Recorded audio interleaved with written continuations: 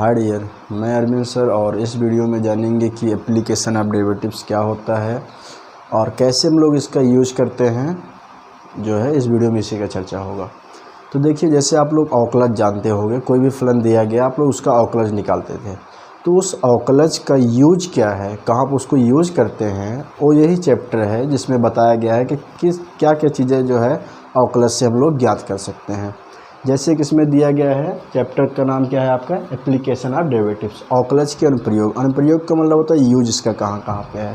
तो फर्स्ट जो इसका यूज है वो है राशियों के परिवर्तन की दर ज्ञात करना। जैसे क्या होता है, कोई एक राशि है, मान लीजिए जैसे कोई एक राशि x है और कोई एक दूसरी राशि y है। तो इसमें क्या करते हैं, फर्स्ट में क्या करते हैं, कोई एक राशि दूसरे राशि के सापेक्ष किस दर से बदल रही है, इसी को ज्ञात करते हैं। जैसे अगर हम बात करें कि यहाँ पे हम लिख देते हैं dy/dx।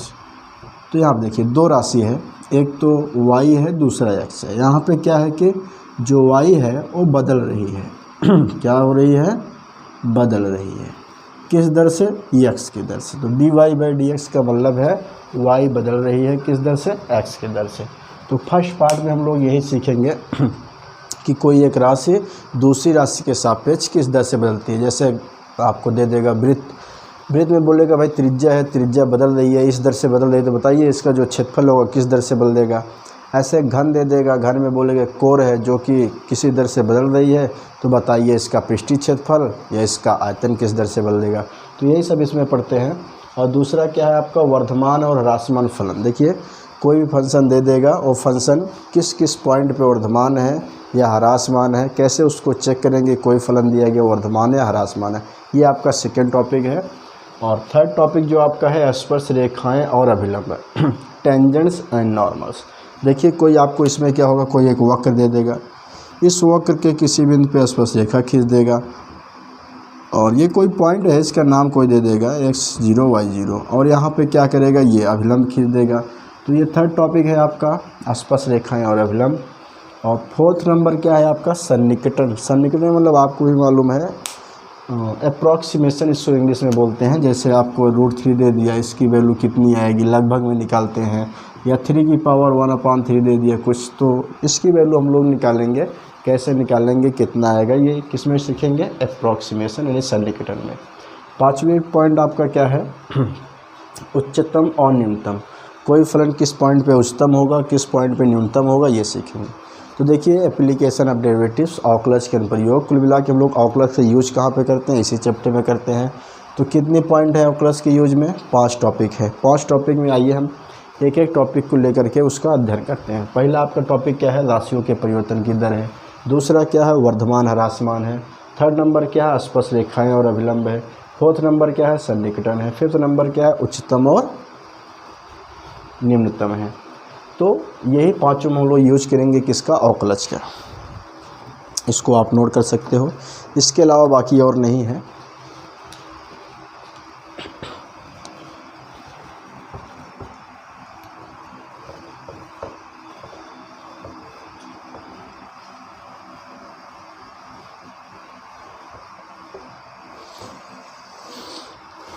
तो देखिए एप्लीकेशन ऑफ डेरिवेटिव जो फर्स्ट टॉपिक है वो क्या है, राशियों के परिवर्तन की दर।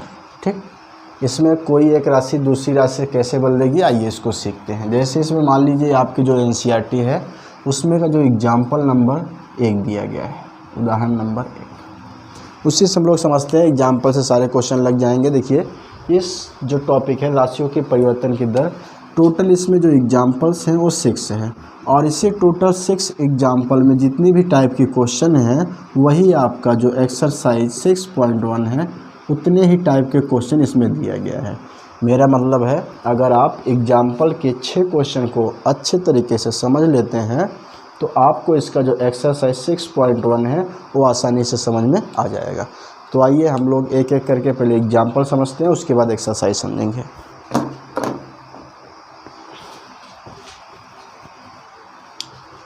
तो देखिए एग्जाम्पल नंबर 1 क्या है, कह रहा वृत्त के क्षेत्रफल की परिवर्तन की दर इसकी त्रिज्या r के सापेक्ष ज्ञात कीजिए जब r बराबर 5 सेंटीमीटर हो। तो देखिए कोई वृत्त है, ठीक। अब इसका ये मान लीजिए सेंटर है, ठीक, और इसकी त्रिज्या क्या है, r है। उदाहरण नंबर फर्स्ट में दिया है वृत्त के क्षेत्रफल के परिवर्तन की दर इसकी त्रिज्या के सापेक्ष ज्ञात कीजिए। तो ध्यान से समझिए, जैसे मैं आपको बताया था कि dy/dx, इसमें क्या होता था, y बदल रहा था किसके सापेक्ष, x के सापेक्ष। तो ये जो वृत्त है इसमें बोल रहा है कि इसका जो क्षेत्रफल है उसके परिवर्तन की दर ज्ञात कीजिए किसके सापेक्ष, त्रिज्या के सापेक्ष, ठीक। कब ज्ञात करना है, जब इसकी त्रिज्या 5 सेंटीमीटर दिया हो, तो r बराबर 5 सेंटीमीटर, ठीक। जैसे जैसे त्रिज्या बदलेगी वैसे इसका क्षेत्रफल बदलेगा। तो इसको क्या करते हैं हम लोग, यहाँ पे दिया है r बराबर कितना दिया है, त्रिज्या 5 सेंटीमीटर, ठीक। तो हम सबसे पहले लगाएंगे ये जो वृत्त है इसका क्षेत्रफल। तो वृत्त का क्षेत्रफल आपको पता है a बराबर क्या होता है, πr² होता है, ठीक। तो यहाँ पे क्या करते हैं, इसको हम लोग अवकलज करते हैं। तो ये आता है dA/dr, किसके सापेक्ष, r के सापेक्ष, क्योंकि बोला है ना क्षेत्रफल में परिवर्तन की दर ज्ञात कीजिए r के सापेक्ष। तो dA/dr बराबर पाई हो गया। अब इसमें क्या करते हैं, घात को पहले लाओ उसमें से 1 घटाओ, तो 2r हो गया। फिर r का करेंगे तो कितना हो जाएगा, 1 हो जाएगा, क्योंकि r के सापेक्ष ही करना है तो 1 हो जाएगा। तो यहाँ से आ गया dA/dr बराबर 2πr। अब r की वैल्यू तो दिया है ना, जब त्रिज्या कितना हो, 5 सेंटीमीटर। तो यहाँ पे लिख देते हैं dA/dr जब r बराबर कितना हो, 5 सेंटीमीटर, तब इसकी त्रिज्या कितनी हो जाएगी, 10 पाई। अब यहाँ पे एक चीज़ और देखना है, त्रिज्या कितनी है, 5 सेंटीमीटर। ऊपर क्या है, क्षेत्रफल। अब त्रिज्या सेंटीमीटर में दिया है तो जाहिर सी बात है क्षेत्रफल सेमी स्क्वायर में आएगा। और नीचे क्या है, त्रिज्या दिया है r, यानी कि सेमी। तो देखिए, जब इसकी त्रिज्या 5 सेंटीमीटर थी तब इसका क्षेत्रफल किस दर से बदल रहा है, 10 पाई सेमी स्क्वायर प्रति सेमी की दर से। ये एग्जाम्पल नंबर फर्स्ट हो गया। अब एग्जाम्पल नंबर 2 को सॉल्व करते हैं। इसमें दिया क्या क्या है, कह रहा है एक घन का आयतन 9 सेमी क्यूब पर सेकेंड की दर से बढ़ रहा है। मतलब ये घन है, ठीक, इसका जो आयतन है वो 9 सेमी क्यूब प्रति सेकेंड की दर से बढ़ रहा है। आयतन क्या होता है, v। आयतन v होता है, बोल रहा है कि आयतन सेमी क्यूब प्रति सेकेंड, यानी कि ये दिया है dV/dt। क्या है कि ऊपर आयतन है तो इसको हो जाएगा सेमी क्यूब, नीचे क्या है, समय है तो इसका हो जाएगा सेकेंड। तो यहाँ पे हम कह सकते हैं कि ये dV/dt बराबर दे रखा है 9 सेमी क्यूब प्रति सेकेंड। आगे कह रहा है यदि इसके कोर की लंबाई 10 सेमी है, कोर का मान इसकी भुजा, इसकी भुजा की लंबाई 10 सेमी है, तो पृष्ठ का क्षेत्रफल किस दर से बढ़ रहा है। तो इसके पृष्ठ का क्षेत्रफल किस दर से बढ़ रहा है, ध्यान से समझिए। पृष्ठ का क्षेत्रफल यानी कि ds, यस उसका क्षेत्रफल है, ds/dt बराबर क्वेश्चन। जाहिर से बात है घन का आयतन बढ़ रहा है तो उसका पृष्ठीय क्षेत्रफल भी बढ़ेगा। तो यहाँ पर देखिए, आपको समझना है, एक तो आपको आयतन पता होना चाहिए और एक तो इसका पृष्ठीय क्षेत्रफल। तो देखो, आयतन जो होता है v बराबर घन का भुजा का क्यूब होता है। आयतन क्या होता है, भुजा का क्यूब होता है। भुजा को ये मान लिया, तो इसको डिफ्रेंशिएट करते हैं तो dV/dt आता है। अब घात को पहले लाओ, उसमें से 1 घटाओ, 3a²। देखिए, अब इसका हम लोग t के सापेक्ष कर रहे हैं, a के सापेक्ष नहीं कर रहे हैं, t के सापेक्ष कर रहे हैं। तो a का जब करेंगे तो dA/dt आएगा। अभी यहाँ पे किसका किया हूँ, केवल घात का किया हूँ, ठीक। तो यहाँ से आ गया dA/dt। अब dV/dt का मान दे रखा है, तो यहाँ पे हो गया 3a² dA/dt बराबर, इसकी वैल्यू कितनी दी गई है, 9। तो यहाँ से ये कट जाएगा, तो यहाँ से आ जाएगा, इसको उधर भेज दो, dA/dt बराबर 3/a²। इसको ऐसे ही रहने देते हैं। अब देखो, इसको बोल रहा है कि पृष्ठीय क्षेत्रफल किस दर से बढ़ रहा है। तो पृष्ठीय क्षेत्रफल होता है S बराबर 6a²। क्योंकि इस पूरे घन में कितने पृष्ठ हैं, 6 हैं, तो 6 लिख दिए। एक पृष्ठ का क्षेत्रफल कितना होता है, भुजा का स्क्वायर मतलब ए स्क्वायर। तो यहाँ पे हम लोग इसको भी डिफ्रेंशिएट करेंगे, ds/dt, टी के सापेक्ष ही करेंगे। क्या आएगा, ds/dt पूछा है, dv/dt दिया हुआ है, इसीलिए टी के सापेक्ष कर रहे हैं।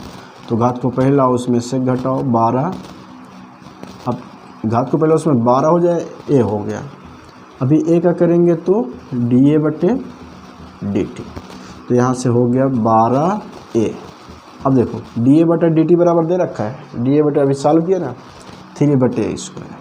यहाँ लिख दो 3/a², ब्रैकेट में लिख दो, चूँकि dA/dt बराबर 3/a², तो यहाँ से एक ए से एक कट जाएगा, तो 36/a, ये आ गया ds/dt। लेकिन यहाँ पर बोला जब भुजा कितनी दी गई हो 10 सेमी, तब उसको निकालिए। तो ds/dt और s बराबर कितना, s नहीं, a बराबर कितना दे रखा है, a बराबर दिया है 10 सेंटीमीटर। तो यहाँ पे 10 रखिए, तो 36/10, 10 से भाग देंगे तो 3.6। अब क्षेत्रफल है, क्षेत्रफल का स्क्वायर होता है, नीचे क्या है, टाइम है, तो इसका हो जाएगा सेकंड, यानी कि उसका जो पृष्ठीय क्षेत्रफल है वो 3.6 सेमी²/सेकंड की दर से बढ़ रहा है। इसको नोट कर लो। इसके बाद उदाहरण नंबर 3 देखते हैं।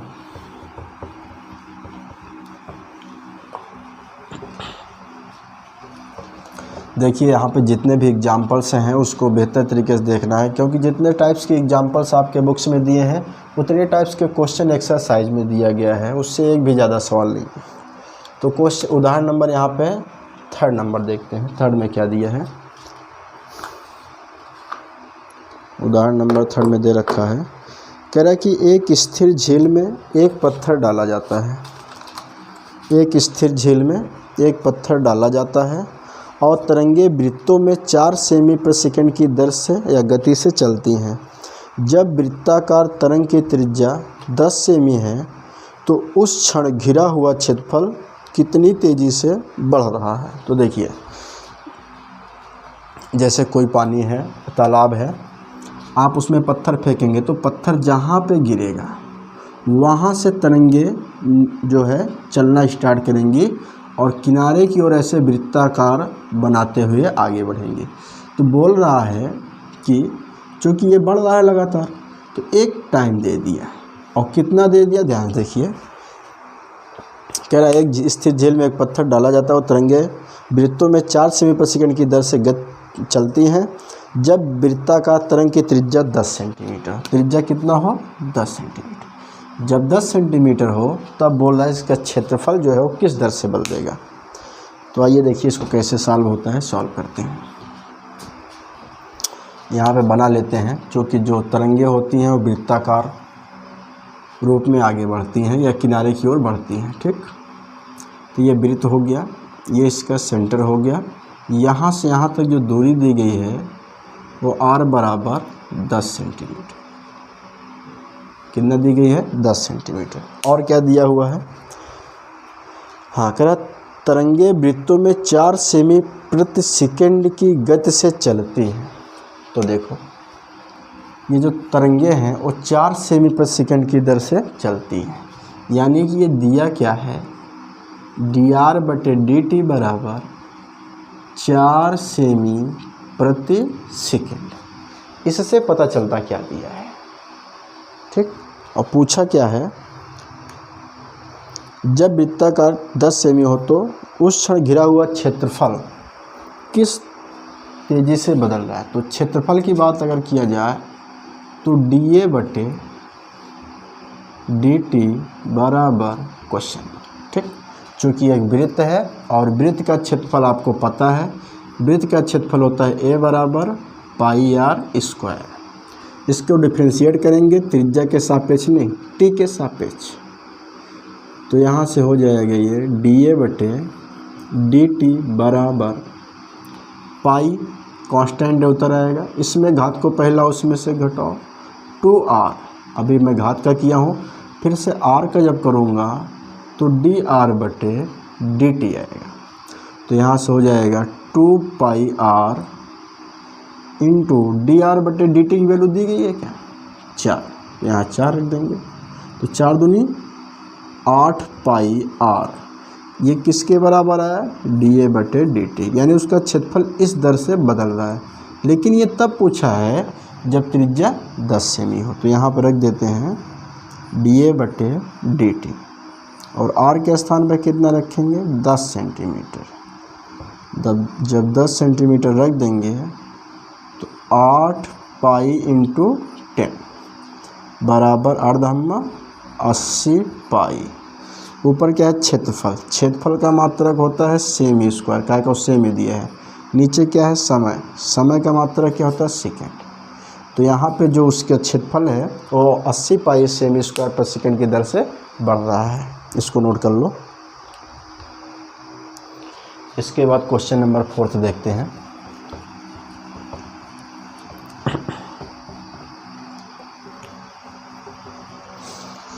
फोर्थ नंबर में क्या दिया गया है, कह रहा किसी आयत की लंबाई x,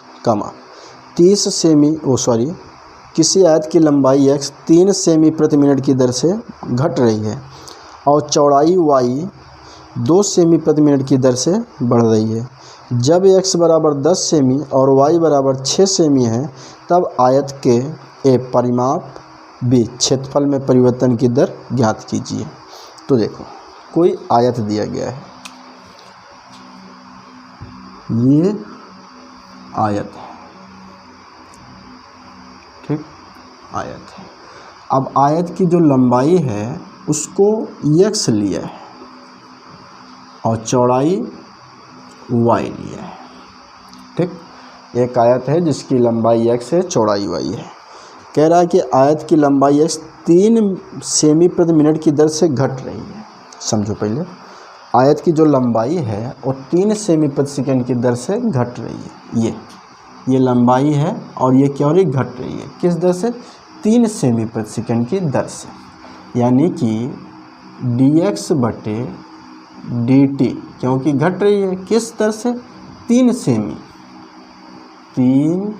सेमी प्रति सेकंड की दर से घट रही है। एक चीज़ विशेष ध्यान देना, जब बोले कि जो दर है वो बढ़ रही है तो dy/dx प्लस लगता है। जब बोलेगा कि दर जो है वो घट रही है तो dy/dx के स्थान पे क्या लगेगा माइनस हो जाएगा, ठीक। तो यहाँ पे बोल रहा है कि जो लंबाई है वो 3 सेमी प्रति सेकंड की दर से घट रही है, इसीलिए यहाँ क्या लग जाएगा माइनस। हाँ, तो यहाँ पे दे रखा है। अब चौड़ाई जो है y 2 सेमी प्रति मिनट की दर से बढ़ रही है। अब देखो चौड़ाई आपका ये है, ये क्या हो रही है बढ़ रही है, यानी कि dy/dt बराबर 2 सेमी प्रति, यहाँ सेकंड नहीं है मिनट है, 2 सेमी प्रति मिनट। चौड़ाई घट रही लंबाई घट रही है और चौड़ाई बढ़ रही है। ये तब पूछा है जब उसकी लंबाई जो है 10 सेमी हो और चौड़ाई 6 सेमी हो, या चौड़ाई जो है वो 6 सेमी हो और लंबाई 10 सेमी हो, तब बोला है इसका परिमाप किस दर से बदल रहा है और इसका क्षेत्रफल किस दर से बदल रहा है। तो ए हम लोग परिमाप निकालते हैं। ए आपको मालूम है परिमाप जो होता है वो सभी भुजाओं का योग होता है। तो आयत में आप देखेंगे तो 2 भुजा एक जैसे रहेगी, 2 भुजा एक जैसे रहेगी। तो ये 2 कॉमन लेंगे तो x + y आएगा। अब इसको डिफ्रेंशिएट कर देते हैं। मान लीजिए परिमाप जो है उसको हम लोग p से डिनोट करते हैं। p माने प्रीमीटर होता है, ठीक। परिमाप को किससे डिनोट करते हैं p से। अब देखो इसको डिफ्रेंशिएट करेंगे तभी पता चलेगा किस दर से ये बढ़ रहा है घट रहा है। तो यहाँ से dp/dt निकालेंगे। ऐसा कैसे पता चला, क्योंकि dx/dt दिया है। ये 2 कांस्टेंट उतर आएगा, x करेंगे तो dx/dt हो जाएगा, फिर प्लस y क्या करेंगे तो dy/dt हुआ, क्योंकि यहाँ पे बोला है ना t के सापेक्ष से बदल रहा है। तो 2 dx/dt का मान दे रखा है -3, फिर plus D Y by D T का मान दे रखा है 2। इसको सॉल्व करेंगे 2 ब्रैकेट में -1, यहाँ से गुणा करेंगे तो -2 आएगा। ये क्या है डी पी बटे डी टी। तो देखो पी माने होता है परिमाप और इसका मात्रक हो जाएगा सेमी। नीचे टाइम है, चूँकि सब में मिनट दिया है तो इसमें भी मिनट ही होगा। यानी कि जो आयत है उसका परिमाप 2 सेमी प्रति मिनट की दर से घट रहा है। ठीक, अभी आगे क्या दिया है, ये तो ए नंबर हो गया। बी नंबर में बोला है कि जो आयत है उसका क्षेत्रफल जो है वो किस दर से बदल रहा है। यानी कि आयत का क्षेत्रफल जो होता है वो लंबाई गुणे चौड़ाई, ठीक, ये होता है। अब इसको भी क्या करेंगे, डिफ्रेंशिएट करेंगे। तो डी ए बटे डी टी, टी के सापेक्ष करना पड़ेगा बराबर। अब यहाँ पे 2 फंक्शन हैं और दोनों का गुणा है, तो यहाँ पे ध्यान से एक चीज़ देना है, जब 2 फलनों का आपस में गुणा लगता है तो यहाँ पे जो सूत्र लगता है D by D x first function into second function. 2 फलनों का गुणा होता है तो क्या करते हैं, फर्स्ट फंक्शन उतारते हैं D by D x second function, यानी कि दूसरे फंक्शन का डेरिवेटिव्स करते हैं, फिर प्लस सेकेंड फंक्शन, फिर डी बटे डी एक्स फर्स्ट फंक्शन। ये फार्मूला होता है जब 2 फलनों का गुणा दिया होता है तो। और यहाँ पे भी वही है, 2 फलन है तो फर्स्ट फंक्शन उतार लो, सेकंड का डेरिवेटिव कर दो, यानी कि D Y by D T, फिर प्लस सेकंड फंक्शन उतार लो y, फर्स्ट का डेरिवेटिव कर दो, यानी कि डी एक्स बटे डी टी। अब सब की वैल्यू पता है और यहाँ पे रख देते हैं। ठीक, चलो सब की वैल्यू यहाँ पे रखते हैं। तो डी ए बटे डी टी। अब देखना ये है चूँकि x और y दोनों दिया है तो x बराबर कितना दिया है 10 सेमी, और y बराबर कितना दिया है 6 सेमी। जब यहाँ पर रखेंगे तो x स्थान पे कितना रखेंगे 10 into D Y by D T. D Y by D T कितना दिया है 2 दिया है, फिर प्लस y की वैल्यू कितना दिया है 6 इंटू डी एक्स बटे डी टी कितना दिया है -3। जब इसको सॉल्व करेंगे तो ये आएगा 10 दूनी 20 -6 तिरिक 18, तो आ जाएगा 2। अब यहाँ जो उसका क्षेत्रफल है डी ए बटे डी टी वो बढ़ रहा है 2 सेमी प्रति मिनट। तो यहाँ पे देखें, ध्यान देखिए, परिमाप तो घट रहा है लेकिन उसका क्षेत्रफल क्या हो रहा है, बढ़ रहा है। और किस दर से बढ़ रहा है, 2 सेमी प्रति मिनट की दर से बढ़ रहा है। इसको नोट कर लो।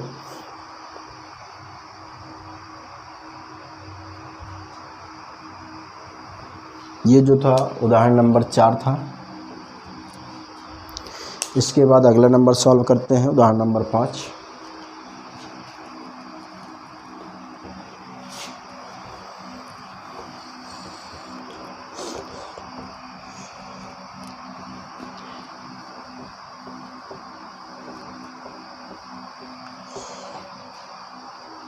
एग्जाम्पल नंबर 5 क्या है देखते हैं। उदाहरण नंबर 5 कह रहा किसी वस्तु की x इकाइयों के उत्पादन में कुल लागत cx रुपए में cx बराबर दे रखा है। ये कुल लागत है। cx बराबर दिया है 0.005 x³। यहाँ पे लिख लेते हैं जो दिया है। यहाँ पे कुल लागत दिया है cx बराबर दिया है 0.005 x³ 0.005 x³ minus 0.02 x² minus 0.02 x² plus 30x plus 30x plus 500 नहीं 5000 दिया गया है। ठीक, उसके बाद कह रहा है कि प्रदत्त सीमांत लागत ज्ञात कीजिए जब 3 इकाई उत्पादित की जाती है। क्या ज्ञात करना है इसमें, देखो सीमांत लागत। तो देखो भाई सीमांत लागत जो है उसको ज्ञात करना है, इसको मार्जिनल कॉस्ट कहते हैं। सीमांत लागत जो होती है इसको मार्जिनल कॉस्ट कहते हैं, शॉर्ट फॉर्म में एमसी कहते हैं। ठीक, तो यहाँ पे दिया है जहाँ सीमांत लागत यानी मार्जिनल कॉस्ट है एमसी है से हमारा अभिप्राय किसी स्तर पर उत्पादन के संपूर्ण लागत में तात्कालिक परिवर्तन की दर से है। तो यहाँ पे हम लोग निकालते हैं सीमांत लागत। सीमांत लागत तो देखो कैसे निकलेगा सीमांत लागत।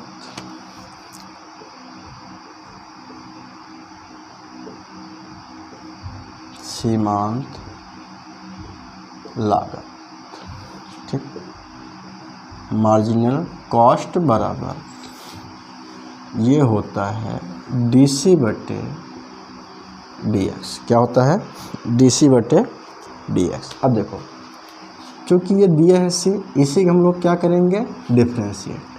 तो ये दिया है 0.005। अब इसमें क्या है, घात को पहला उसमें से घटाओ तो ये हो जाएगा 3x²।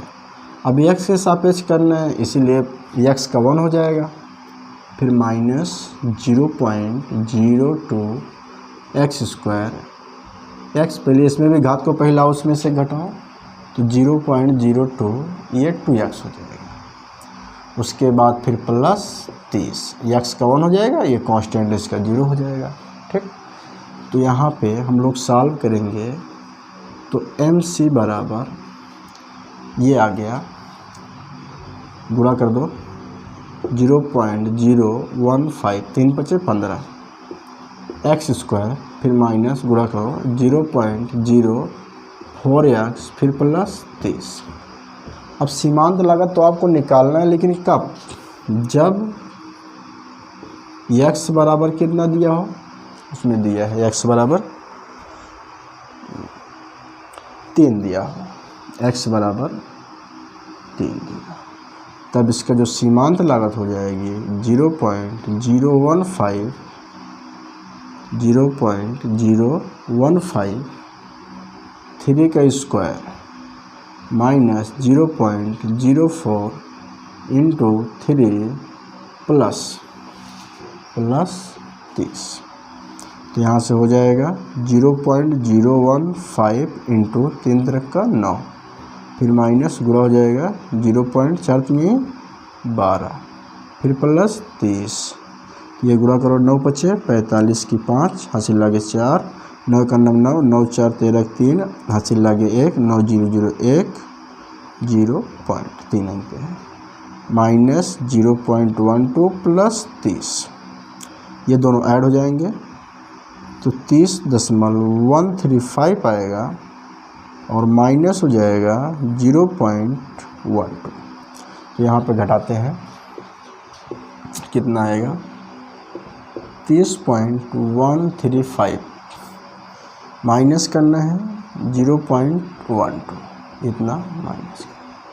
यहाँ पे 0 लगा लो, 5 में से 0 गैन 5, 3 में से 2 गैन 1, 1 में से 1 गैन 0, यहाँ 30 0 आएगा और 30 आएगा। तो यहाँ पे सीमांत लागत जो आ गई वो कितना है, सीमांत लागत 30.015, इतने रुपए होगी सीमांत लागत। इसको लिख लो, इतने रुपए, ये सीमांत लागत है। क्वेश्चन नंबर 5 था। इसके बाद एक और दिया गया है, उदाहरण नंबर 6।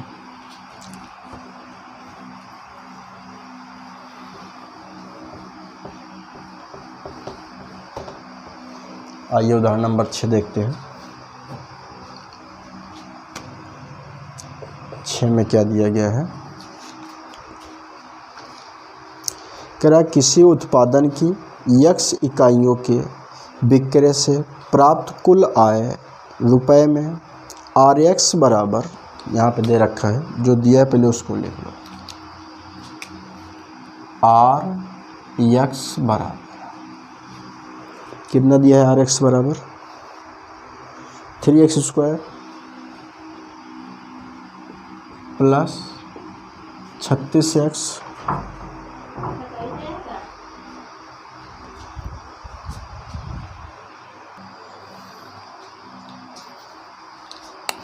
तो देखिए आर एक्स बराबर दिया है 3x² प्लस 36x प्लस 5 और बोला क्या है? कह रहा है प्रदत्त है जब x बराबर 5 हो तो सीमांत आय ज्ञात कीजिए, जहाँ सीमांत आय मार्जिकल ऋणों अथवा MR से हमारा अभिप्राय किसी क्षण विक्रय की गई वस्तुओं के सापेक्ष संपूर्ण आय के परिवर्तन की दर से है। तो यहाँ पे आपसे पूछा है सीमांत आय, बहुत सिंपल है। सीमांत आय इसको बोलते हैं MR। MR बराबर होता है dr/dx, यानी कि इसी का डिफ्रेंशिएट करना है। तो घात को पहला उसमें से घटाओ, यह आएगा 6x प्लस 36 का 36, जो कि x का 1 हो जाएगा। अब ये तब पूछा है MR बराबर जब x बराबर दिया हो कितना? x बराबर दिया हो 5, x बराबर 5, तो यहाँ से लिख दो जब x बराबर 5 है तब MR बराबर आएगा 6 × 5 प्लस 36, तो ये 6 पंजे 30 प्लस 36 जोड़ेंगे तो ये आएगा 66। ये क्या आ गया? MR आ गया। इसको मार्जिनल रेवेन्यू बोलते हैं। इतने रुपए आएगा, तो ये हो गया। ये एग्जाम्पल नंबर 6 था। देखिए जो फर्स्ट हमारा है अवकलज के प्रयोग में राशियों के परिवर्तन की दर, तो राशियों के परिवर्तन की दर में आपको कुल मिला के 6 एग्जाम्पल्स दिए गए थे और आपकी जो एक्सरसाइज है उसमें भी इसी 6 टाइप की सवालें हैं। ठीक, तो ये मेरा फर्स्ट वीडियो लेक्चर था। इसमें मैं यहाँ तक बताया हूँ, बेसिस बताया। अब इसके बाद जो वीडियो लेक्चर आएगा हमारा सेकेंड, उसमें आपको एक्सरसाइज मिलेगी 6 पॉइंट।